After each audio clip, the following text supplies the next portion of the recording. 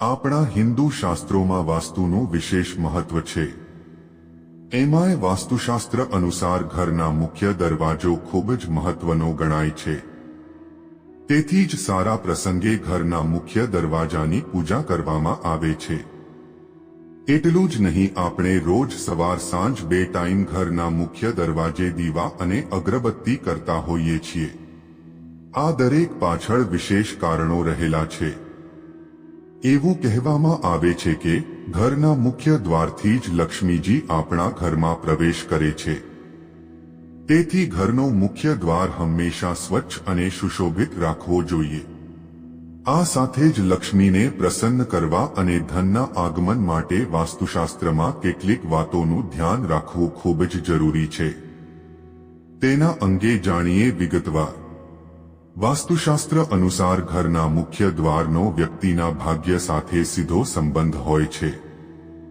કહેવાય છે કે ઘરનો મુખ્ય દરવાજો વ્યક્તિના ભાગ્યમાં મહત્વનો ભાગ ભજવે છે।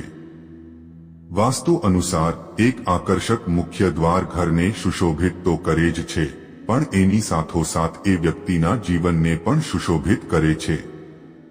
તમારું કિસ્મત ચમકાવવામાં મુખ્ય દ્વારની મુખ્ય ભૂમિકા હોય છે। માતા લક્ષ્મી ઘરના મુખ્ય દ્વારથી આપણા ઘરમાં પ્રવેશ કરતા હોવાથી તેમને આવકારવા માટે દ્વાર પર તોરણો લગાવીને તેને સુશોભિત કરવામાં આવે છે। ખાસ કરીને ઘરના મુખ્ય દ્વારે લીલા તોરણ બાંધવામાં આવતા હોય છે। ઘરના મુખ્ય દ્વાર પાસે તોરણ અને સ્વસ્તિક અથવા તુલસીનો છોડ રાખવામાં આવે છે। આ ઉપરાંત ઘણા લોકો દેવી લક્ષ્મીના પગના નિશાન પણ લગાવે છે। પરંતુ આ વસ્તુઓ સિવાય પણ કેટલીક એવી વસ્તુઓ છે જેને જો ઘરમાં સ્થાપિત કરવાથી ઘરમાં ધન અને સમૃદ્ધિ વધે છે। વિડિયોની શરૂઆત કરતા પહેલા આપ સૌને ખાસ વિનંતી છે, જો તમે પણ માં લક્ષ્મીને માનતા હોવ તો કોમેન્ટમાં જય માં લક્ષ્મી જરૂર લખજો, જેથી માં લક્ષ્મીજીની કૃપા હંમેશા આપ પર બની રહે અને ચેનલને સબસ્ક્રાઇબ કરવાનું ભૂલતા નહીં। એક ગાયના છાણને હિન્દુ ધર્મમાં પવિત્ર માનવામાં આવે છે।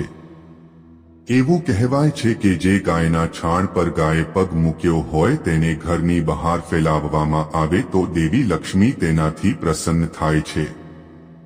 માટીના વાસણમાં ગાયના પગનું છાણ રાખો અને તેને મુખ્ય દરવાજાની બંને બાજુ રાખો। તેનાથી લક્ષ્મીજી જલ્દી પ્રસન્ન થાય છે। દિવાળી કે અમાસના દિવસે આ ઉપાય કરવાથી શુભ ફળ પ્રાપ્ત થાય છે। 2.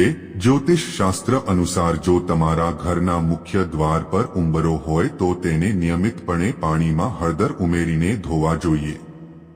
જો મુખ્ય દ્વાર પર કોઈ ઉંબરો ન હોય તો તે બનાવી શકાય છે। પ્રાચીન માન્યતાઓ અનુસાર ઘરના મુખ્ય પ્રવેશ દ્વાર પર ઉંબરો હોવો જરૂરી છે। એવું કહેવાય છે કે જે ઘરના મુખ્ય દ્વાર પર ઉંબરો નથી હોતો તેની પાસે સંપત્તિ નથી હોતી। 3. સનાતન ધર્મમાં શ્રી યંત્રને માતા લક્ષ્મીનું પ્રતીક માનવામાં આવે છે।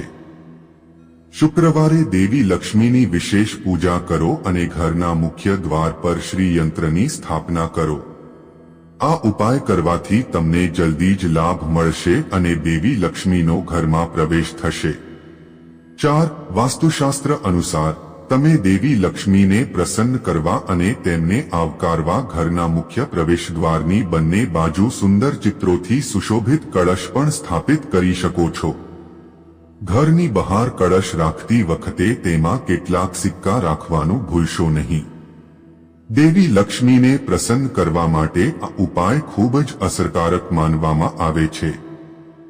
5. શાસ્ત્રોમાં દેવી લક્ષ્મીને પ્રસન્ન કરવા અને તેમના આશીર્વાદ મેળવવા માટે ઘણા ઉપાયો જણાવવામાં આવ્યા છે। તેમાંથી એક મખાનાની કમાન બનાવીને ઘરના મુખ્ય દ્વાર પર લટકાવવાની છે।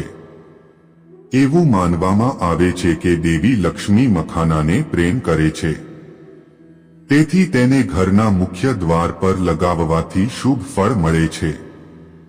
મિત્રો, વિડિયો પસંદ આવ્યો હોય તો લાઈક, શેર અને સબસ્ક્રાઇબ જરૂર કરજો। જય માતા લક્ષ્મી।